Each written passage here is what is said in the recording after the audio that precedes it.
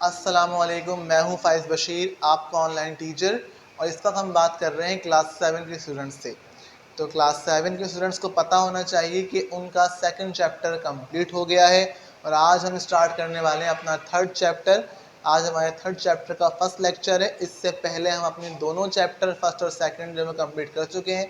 तो उम्मीद करता हूँ कि आपने उन दोनों चैप्टर की समरी तैयार कर ली होगी और जो जो इंपॉर्टेंट पॉइंट्स थे उन दोनों चैप्टर में मौजूद वो आपने जगह कलेक्ट कर ली होंगी। सो अभी हम स्टार्ट करने वाले हैं अपना next chapter, chapter number third, reproduction. सही है। कभी आपने ये बात सोची कि इतने सारे जानदार ज़मीन पर कैसे आए? इतने सारे मुख्तलिफ़ किस्म के जानदार, जानवर, प्लांट्स और भी बहुत सारे हैं, तो वो ज़मीन पर कैसे आए होंगे या कैसे उनकी तादाद में इजाफा हुआ होगा? सही। कभी सोचा कि कैसे ये नस्लें आगे बढ़ रही हैं और ऐसा क्यों हो रहा है कुछ जानदार अब रहे ही नहीं, पहले कभी मौजूद थे अब वो मौजूद नहीं है। सही है। कोई एक नए किस्म का जानदार देखा जो पहले कभी आपने देखा ही नहीं। सही। सो ये जो सारी बातें हैं कि ये जानदार कैसे आ रहे हैं और क्यों जो है ये सारी बातें हो रही हैं, ज़मीन के ऊपर वैरायटी ऑफ ऑर्गेनिज्म मौजूद है। तो ये जो सारी बातें हैं ये आपके पास एक डिपेंड करती हैं, लिंक करती हैं एक साइन ऑफ लाइफ से। ज़िंदगी की बहुत सारी निशानियाँ हैं, सही है, जिनसे हम ये बात जानते हैं निशानी से कि ये यहाँ ज़िंदगी मौजूद है और यहाँ ज़िंदगी मौजूद नहीं है। ये चीज़ लिविंग ऑर्गेनाइज़म है और ये चीज़ नॉन लिविंग है। उन साइंस से बात की जाती है। सही है। फॉर एग्जांपल न्यूट्रिशन, जानदारों को ग़िज़ा चाहिए, गैर जानदारों को नहीं चाहिए। फॉर एग्जांपल ग्रोथ, जानदार बढ़ते हैं, गैर जानदार नहीं बढ़ते। फॉर एग्जांपल रेस्पिरेशन, जानदार सांस लेते हैं, गैर जानदार नहीं लेते। इन तमाम साइंस के साथ साथ एक साइन है रिप्रोडक्शन, अमले तौलीद। रिप्रोडक्शन भी एक ऐसा साइन है जो जानदार में मौजूद है और गैर जानदार ये काम नहीं करते। यानी अपने ही जैसे जानदारों को पैदा करना कहलाता है रिप्रोडक्शन। प्रोडक्शन मीन पैदा करना, रिप्रोडक्शन यानी दोबारा से पैदा करना। So producing the own kind organism is called reproduction. अपने ही जैसे जानदारों को दुनिया में आना पैदा करना क्या कहलाएगा? रिप्रोडक्शन। और ये काम तमाम जानदार करेंगे क्योंकि ये एक साइन ऑफ लाइफ है। जितने भी जानदार हैं उनको अपनी नस्ल को आगे बढ़ाने के लिए ये प्रोसेस करना पड़ता है और वो करते हैं। अगर रिप्रोडक्शन ना हो तो दुनिया से जानदार ही ख़त्म हो जाएंगे।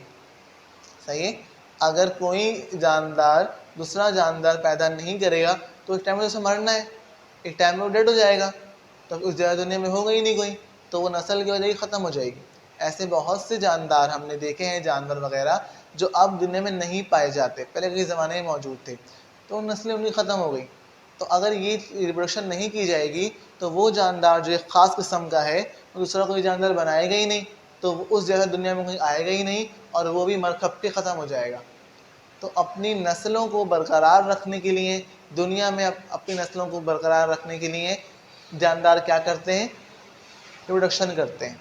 रिप्रोडक्शन का प्रोसेस का है कि अपने ही जैसे जानदारों को पैदा करना। जो बिल्लियां हैं वो बिल्लियां जो है पैदा करेंगी, इंसान इंसानों को पैदा करते हैं, परिंदे परिंदों को पैदा करते हैं। सही है। या अगर प्लांट्स की बात की जाए तो अगर मैंगो ट्री है, मैंगो का सीड है तो वो आगे जाके मैंगो ट्री ही बनाएगा। एप्पल के सीड से तो आगे जाके एप्पल ट्री ही बनाएंगे। सही है। ऐसा नहीं है कि एप्पल ट्री है तो वो आपके पास जो है वो मैंगो का बना लेगा, ये बनाना का पेड़ निकल जाएगा। जो जैसा सीड होगा, जहाँ का सीड होगा वो वैसा ही आगे जाकर प्लांट जो है वो प्रोड्यूस करेगा। सिमिलरली अगर कोई इंसान है तो वो आगे जाकर इंसान ही पैदा करेगा, बिल्ली पैदा नहीं कर सकता। सिंपल। तो ये वाली बात है producing on kind. On kind भी बोल रहा हूँ बार बार कि अपने ही जैसे जानदार पैदा करना। सही है। जो जानदार जैसा खुद है वो वैसा ही जानदार आगे पैदा करेगा और अपने नस्ल को आगे बढ़ाएगा। भले वो मर खप जाए लेकिन उस जैसे जानदार दुनिया में मौजूद रहते हैं और वो नस्ल को आगे बढ़ाते रहते हैं। सही। इस तरह से अगर इंसान बस सोची जाए अगर कि अगर हमारे पेरेंट्स ना होते तो हम भी ना होते, हमारे पेरेंट्स थे तभी तो हम हैं ना, अब उन्होंने तो हम भी नहीं होते। या अगर हमारे ग्रैंड पेरेंट्स ना होते तो हमारे पेरेंट्स ना होते। सही। तो बस हमारी लाइफ में ही रुक जाती, ज़िंदगी आगे ही नहीं बढ़ती। अगर ये प्रोसेस ना हो, रिप्रोडक्शन ना हो तो ज़िंदगी आगे ही नहीं बढ़ेगी। जो जहाँ था वो वहीं ख़त्म हो जाएगा, उससे आगे का सवाल नहीं होता फिर। सही। तो इसलिए नस्लों को आगे बढ़ाने के लिए, ज़मीन पर ज़िंदगी को रखने के लिए ये ज़रूरी है कि जानदार क्या करते हैं, रिप्रोडक्शन करते हैं और अपनी नस्ल को आगे बढ़ाते हैं, जानवर अपने जैसे जानवर पैदा करते हैं। तो डेफिनेशन क्या हो जाएगी, reproduction producing organism of on kind, अपने ही जैसे जानदार पैदा करना कहलाता है रिप्रोडक्शन। रिप्रोडक्शन को डिवाइड किया गया है 2 टाइप्स के अंदर। सो एक है यहाँ पर एसेक्सुअल रिप्रोडक्शन और दूसरी है यहाँ पे सेक्सुअल, यानी जिनसी तौलीदी अमल और गैर जिनसी। ए का मतलब है यहाँ पे एब्सेंट। अगर जो है इस प्रोसेस के लिए आपके पास किसी भी आपके पास ऐसे जानदार की ज़रूरत नहीं कि अगर कोई मेल फीमेल की ज़रूरत नहीं, आसान सी बात ही है, सही है। वहाँ पे ज़रूरी नहीं है कि एक बॉडी मेल हो एक बॉडी फीमेल हो, बल्कि जो सिंगल बॉडी वहाँ मौजूद है वही काफ़ी है नस्ल को आगे बढ़ाने के लिए, तो उसको हम कहेंगे एसेक्सुअल।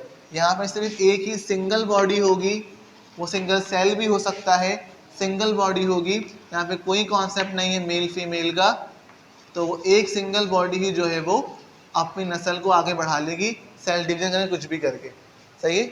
लेकिन अगर वहाँ रिक्वायरमेंट है कि वहाँ एक मेल सेल हो और एक दूसरा जो है वो फीमेल सेल हो, और जब वो दोनों सेल मिलें उसके नतीजे में एक नया जो है वो जानदार वजूद में आए, तो उसको हम कहेंगे सेक्सुअल रिप्रोडक्शन, सही है। अगर वहाँ पे रिक्वायरमेंट है कि मेल फीमेल हो, तो फिर क्या कहलाएगी, 2 पेरेंट्स की रिक्वायरमेंट है लाजमी, जिनमें से एक मेल हो एक फीमेल हो, तो उसको कहेंगे सेक्सुअल रिप्रोडक्शन। लेकिन अगर ऐसी कोई रिक्वायरमेंट नहीं है, वो एक ही बॉडी काफ़ी है, वहाँ कॉन्सेप्ट नहीं है मेल फीमेल के होने का, वो सिंगल बॉडी सिंगल सेल काफ़ी है नस्ल को आगे बढ़ाने के लिए, तो उसको हम कहते हैं एसेक्सुअल। फॉर एग्जाम्पल जितने भी यूनिसेलुलर ऑर्गेनिज्म है, अमीबा बैक्टीरिया वगैरह, उनकी बॉडी में कौन सी होती है, एसेक्सुअल होती है, क्योंकि अमीबा बैक्टीरिया में इतनी सी तो बॉडी है, एक ही तो सेल है, उसमें क्या और क्या मेल और क्या फीमेल, तो होता क्या है कि वो एक जो सिंगल सेल होता है वही ब्रेक हो जाता है 2 में और 2 नए सेल बन जाते हैं, इससे हम कहते हैं रिप्रोडक्शन। इस तरह 1 से 2, 2 से 4, 4 से 8 और ये सेल डिवाइड होते रहते हैं, और हर एक जो नया सेल बन रहा है वो एक नया जानदार है, सही है। इनके अंदर जो हर एक नया सेल बन रहा है वो क्या है, एक नया जानदार कहलाता है। तो इस तरह जो यूनिसेलुलर ऑर्गेनाइज्म माइक्रो ऑर्गेनाइज्म में वो एसेक्सुअली जो है वो नस्ल को आगे बढ़ाते हैं। लेकिन जो वेल डेवलप्ड ऑर्गेनाइज्म है, मल्टीसेलुलर है, बॉडी में वेल डेवलप्ड ऑर्गन्स मौजूद हैं, या पूरी बॉडी बहुत बड़ी बॉडी है, तो वहाँ पर रिक्वायरमेंट होती है कि वहाँ एक मेल सेल हो एक फीमेल सेल हो, और उनकी फ्यूजन के नतीजे में एक जो है वो जायगोट या कोई नया जानदार वजूद में आए, तो उसको हम कहेंगे कौन सी, सेक्सुअल रिप्रोडक्शन। तो ये तो हमने बात कर ली इंट्रो की। अब हम बात करने वाले हैं प्रोडक्शन इन प्लांट्स। अगर प्लांट्स की बात की जाए तो प्लांट्स ये वाला काम कैसे करेंगे, तो पहले तो हम देख लेते हैं कि प्लांट्स की टाइप कौन कौन सी हैं, सही है। तो यहाँ पर हम जो है वो 2 तरह के प्लांट्स की बात करेंगे। एक तो वो हम जो कॉमनली ये बात जानते हैं कि अगर मुझे जो है वो दरख्त लगाना है आम का, तो मैं क्या ज़मीन में बोऊंगा, आम की गुठली बोऊंगा, सीड यानी कि, सही है। अगर एप्पल ट्री चाहिए तो एप्पल के सीड्स की नीड होगी, सही है। कोई भी आपके पास अगर ये एक बहुत आसान सी बात है, या कोई प्लांट लगाना है तो उसके सीड्स को ज़मीन में बो दिया जाता है, सही। तो यहाँ पे प्लांट 2 किस्म के, एक तो वो प्लांट्स हैं जिनके सीड्स होते हैं, और एक वो प्लांट जिनके सीड्स नहीं होते, सही। तो अब वो प्लांट्स जिनके सीड नहीं होते तो वो कैसे आगे ग्रो करेंगे, तो वो बनाते हैं स्पोर्स। क्या बनाते हैं, स्पोर्स।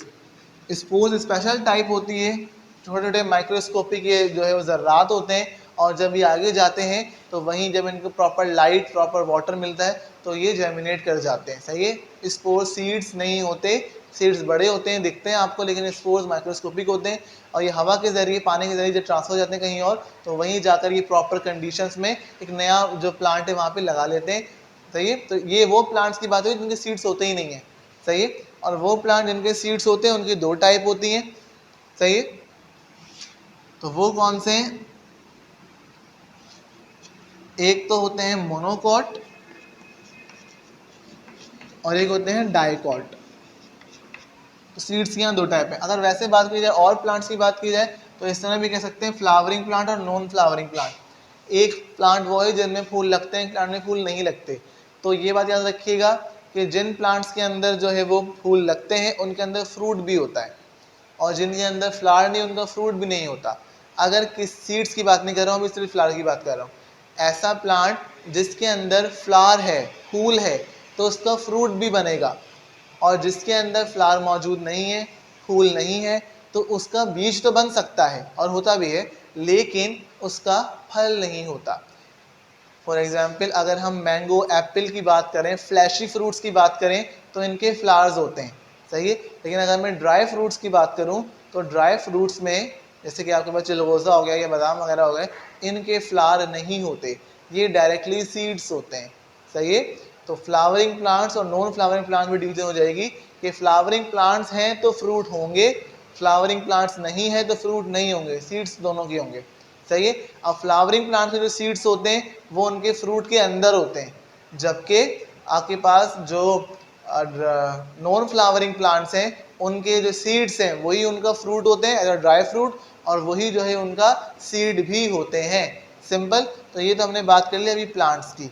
तो अभी हम या कुछ ऐसे पार्ट्स भी होते हैं प्लांट के जिनको भी जो है वो लगा कर दिया जाए अगर कहीं, तो वो ग्रो कर जाते हैं। फॉर एग्जांपल अगर रोज़ प्लांट की बात की जाए, किसी भी ऐसे प्लांट की बात की जाए इसका सीड नहीं है, फ्लावर नहीं है, तो अगर उसकी एक टहनी काट कर लगा दी जाए कहीं और, तो वो वहीं पे ग्रो कर जाएगा, सही। जैसे एक पानी की बेल होती है, तो अगर उसको दो पत्ते भी काट कर लगा दिए जाएँ तो वो पूरी बेल वहीं ग्रो कर जाती है। तो ऐसा भी है कि आपके पास कटिंग के ज़रिए या ग्राफ्टिंग के ज़रिए या किसी और टेक्निक के ज़रिए, मेडिटेशन के ज़रिए जो है वो उस प्लांट को ग्रो करवाया जाए कहीं और। यहाँ पे रिक्वायरमेंट नहीं है कि हर चीज़ के लिए फ्रूट हो या हर चीज़ के लिए सीड हो या हर चीज़ के लिए जो फ्लावर मौजूद हो, और भी बहुत टेक्निक है जिसके ज़रिए ये काम करवाया जाता है, एक प्लांट को दो प्लांट में जो है वो बनाया जाता है, सही, सिंपल। अभी हम बात करने वाले हैं इंट्रोडक्शन थ्रू फ्लावर्स। एक प्लांट जो है वो फूलों के ज़रिए किस तरह से जो है वो क्या करेगा, अम्ल तौलीद को करेगा फूल के ज़रिए, अभी हमें ये डिस्कस करना है, सही। तो अभी हम डिस्कस करने वाले हैं फ्लावर को, क्योंकि हमने अभी ये चीज़ पढ़ी कि प्लांट्स के अंदर फूल जो है वही वो हिस्सा है जिससे प्लांट क्या करेंगे, प्रोडक्शन करेंगे। तो फ्लावर को हम क्या कह सकते हैं, flower is an reproductive part of a plant. किसी भी प्लांट का रिप्रोडक्टिव पार्ट जहाँ से प्रोडक्शन करेगा उसे फ्लावर कहेंगे। फ्लावर के जो डिवाइड किया गया है डिफरेंट पार्ट्स के, so the number 1 second is petals, then essence and carpel, सही। कोई भी फूल हो उसको डिवाइड किया जाता है चार हिस्सों, सेपल्स, पेटल्स, स्टैमेन, कार्पल्स। अगर बताने के लिए सेपल्स क्या होते हैं, आपने देखा होगा कि कोई भी फूल हो उसमें सबसे नीचे जो है वो हरी पत्तियां होती हैं, सही है। कोई भी फूल, अगर गुलाब के फूल को उल्टा करके देखेंगे तो नजर आएगा कि किसी भी रंग बिरंगी पत्तियों से पहले नीचे जो है वो एक जो ज़मीन बनी हुई है किसी फूल की, रंग बिरंगी पत्तियों के नीचे वो हरी पत्तियों की होती है, उन हरी पत्तियों को सेपल्स कहा जाता है, सही है। तो जब फर्स्ट वॉरल, ग्रीन वॉरल ऑफ जो है लीव्स, वॉरल यानी घेरा, तो जो एक इस तरह से बनाते हैं ना फूल, आप लोग इस तरह बनाते हैं, तो जो सबसे नीचे वाला जो जो आपके पास पत्तियां हैं ग्रीन वॉरल जो है वो किसका है, इनका है। उसके बाद जो कलरफुल पत्तियां हैं उनको पेटल्स कहा जाता है, तो बड़ा कॉमन लफ्ज़ है, कलरफुल वाली हो जाएंगी ये। अब यहाँ पर जो स्टेमन है वो है एक फ्लावर का मेल पार्ट, और जो कार्पल है वो है फ्लावर का फीमेल पार्ट, सही है। एक फ्लावर के अंदर मेल फीमेल दोनों पार्ट होते हैं, नर और मादा। तो जो स्टेमन्स हैं उनको कहा जाता है फ्लावर का मेल पार्ट, और कार्पल को कहा जाता है फ्लावर का फीमेल पार्ट। स्टेमन्स की अगर बात की जाए यहाँ पर जस्ट स्टेमन्स की, तो स्टेमन्स को मज़ीद डिवाइड किया गया है दो पार्ट्स के अंदर, फ्लामेंट और एंथर। स्टेमन के मजीद दो पार्ट है, मेल और जो है वो पार्ट है ये फ्लावर का, इसको डिवाइड किया गया दो पार्ट्स के अंदर, स्टेम, फ्लामेंट एंड एंथर। और इसके अलावा जो आपके पास कार्पल है उसको भी डिवाइड किया गया है तीन पार्ट्स के अंदर, स्टाइल, स्टिग्मा एंड ओवरी। तो कार्पल के मजीद 3 पार्ट हैं, स्टाइल, स्टिग्मा एंड ओवरी। सही है। तो ये एक फ्लावर के सिर्फ पार्ट्स की बात कर रहा हूँ मैं अभी, कि सेपल्स हैं, पेटल्स हैं, मेल पार्ट स्टैमन है, फीमेल पार्ट जो वो कार्पल है। स्टैमन के मजीद 2 पार्ट हैं, फिलामेंट और एंथर, और कार्पल के मजीद 3 पार्ट हैं, स्टिग्मा, स्टाइल एंड ओवरी। सही। तो ये तो अभी अब एक फ्लावर ज़रा ड्रॉ करते हैं। तो यहाँ पे जो हम फ्लावर अभी ड्रॉ कर रहे हैं वो एक कट फ्लावर है। सही है। एक फूल को अगर कट कर दिया जाए ऊपर से नीचे की तरफ, सही है, तो वो जो आपको शक्ल नजर आएगी मैं अभी ड्रॉ कर देता हूँ मैं। सो कैसे हम जो इसको करेंगे। सही। तो ये अभी मैं यहाँ पे फ्लावर ड्रॉ कर रहा हूँ। सो ये तो हो जाएगी भाई फ्लावर की एक डंडी नीचे वाली जो होती है। सही। ये कट फ्लावर है, ऐसा आपको दिखेगा नहीं, कट करके दिखेगा आपको ऐसा।